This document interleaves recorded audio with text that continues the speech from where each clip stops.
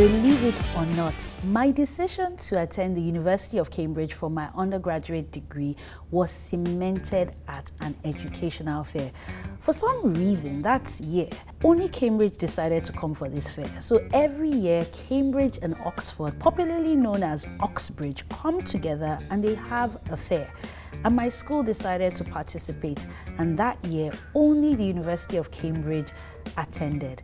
And I got to interact with students. I saw students of color. I asked them questions, and I was like, wait a minute, I definitely can attend this university. Before then, I'd looked at their prospectus, and I was really encouraged, but really interacting with actual students cemented it. So why am I going on and on about this? Because on today's episode of Correct Student, I'm giving you 5 hacks if you ever decide to attend an educational fair.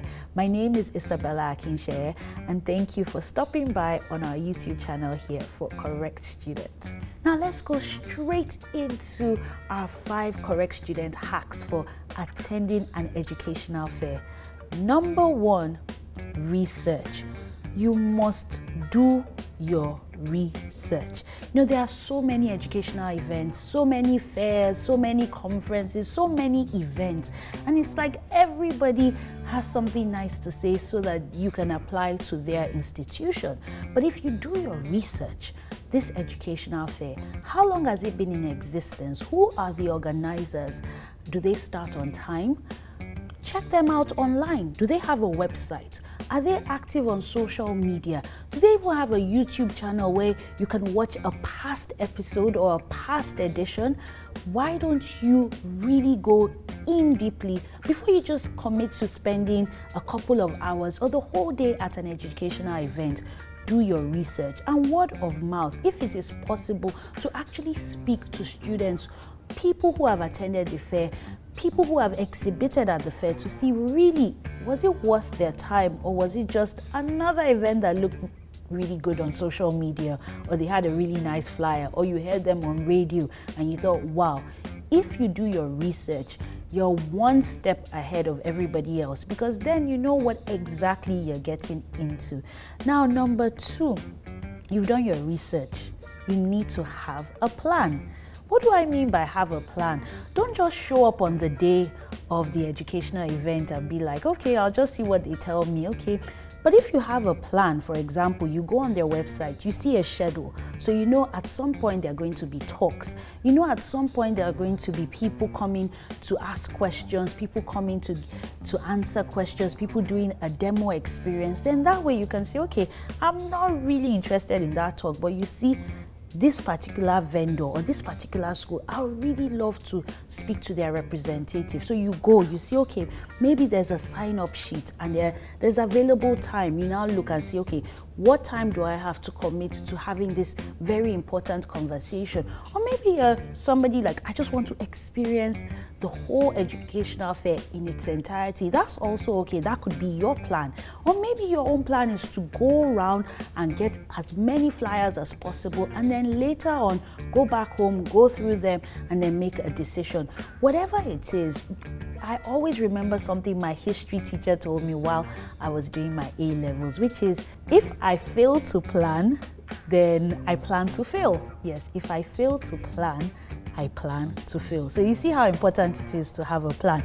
Now let's move to number 3, and that is engage. There's no point just going to a fair and then it's just information overload. They are talking and talking and talking, and you're just consuming and consuming.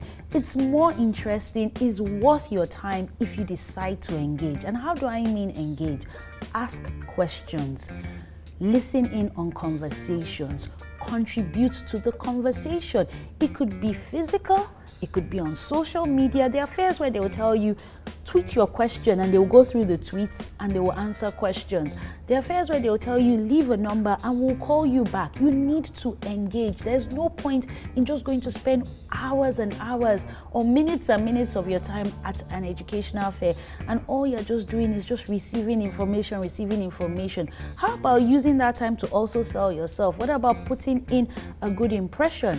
I mean, you meet an admissions tutor that you might end up having to do an interview with, or you might end up having to submit your personal statement to. Why don't you use that opportunity to ask questions? What works? What doesn't work? What tip do you have for me? This is the time to engage. And now number 4, you've attended this fair, okay? You have engaged, right? You have planned, you've done your research, and the fair has come and gone. What do? All the flyers, the business cards, everything, they will just go to one corner and be gathering dust. No. This is the time to follow up. This is the time to bring out those business cards, look at the emails, look at the phone numbers, look at the websites, and follow up. Take your time to go through their brochure. Take your time to go through their flyers, their websites. If you've had the opportunity to take a prospectus, go through it so that you don't just start following up without doing your homework. You really need to do your homework and then follow up. Maybe there's a conversation you've started and you're not sure. Go back, reflect, and follow up. It's always good to make the most out of an educational fair, even after the educational fair. And that takes me to my 5th and final point or hack is evaluate. There's no point in doing all these things and you don't take a step back and evaluate and say, wait a minute, I committed my time, my transport fare, my resources, my data in attending this educational fair. Was it really worth my time? Did I get anything out of it? Was I able to find out more information? Like, evaluate, really sit back, and so that the next time around that fair comes back, you'll be like, okay, that wasn't worth my time, I'm not going on. You know what? That was worth my time. I only attended one day. I plan to attend 2 days or 3 days. And fairs are not just for students. You might be a parent and you're thinking of, oh, at some point my child is going to go to university or go to secondary school and I want to see what's on offer. You might be a student and going to an educational fair, not only can you get information, you can also get information, you can also get your hands on the latest educational products. You can find out about educational services, you can find out about educational events like quiz competitions, gaming competitions. There's so much, because educational fairs are not just about talk. You also have an opportunity to engage, you have an opportunity to buy things. So really, if you're going to go the next year, you really need to evaluate to see, maybe I should even be at that educational fair as a vendor, because you might think, you know what, those people are my target market. So why am I not also exhibiting? Why am I not also showcasing what I have to offer? So I really hope that you've enjoyed these 5 hacks. And if you've used any of these hacks, or you feel like there's a hack that is missing, engage with me in the comment section. Please drop me a line or two. And if you've enjoyed this video, give us a thumbs up, like us, make sure you subscribe. And don't just subscribe, you also need to tap that button so you get notifications when a new video comes out. And of course, if you're not already following us on social media, please don't wait. Go to Twitter, it's at CorrectStudent1. Go to Facebook and Instagram and search for Correct Student. Make sure you like us, follow us, and our hashtag is always learning. And that's what I always encourage you, my viewers, to keep learning, because being a correct student is not about attending an educational institution. It's about being a student of life, learning every single day. And it could be something small, it could be something big. But as long as you keep learning, I believe you keep living and you have a richer life. My name is Isabella Akinseye, and thank you so much for coming again to our YouTube channel here on Correct Student. And I really hope that the hacks are very beneficial to you.